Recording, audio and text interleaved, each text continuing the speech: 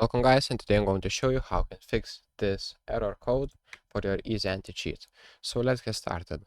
First of all, open your file explorer and you will need to locate your EAC anti-cheat system. So it usually will be in program files x86, and here you will see EAC anti-cheat EOS. Click on that one, and what you'll need to do is delete these two files. So if you can't delete, just restart your computer and you should be able to delete this. As you can see, you'll need to delete this, and then what you'll need to do is just go to Steam, and I'm getting for this game, for the Rust game, click on the properties, go to installed files, and click on verify game files. So that's pretty much it. That's how we fix EAC anti-cheat error.